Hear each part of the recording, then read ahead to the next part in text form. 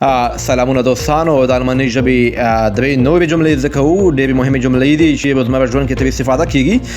کله چې موږ د څه غږ کوي او موږ نه پوهیږو چې څه وایي، نو په الماني ژبه څنګه وایو، ته څه وایي، داسې ورته وایو was sagst du. کله چې موږ چاته وایو راځه چې یو ځای لاړ شو، څنګه وایو په الماني ژبه باندې lass uns zusammen gehen.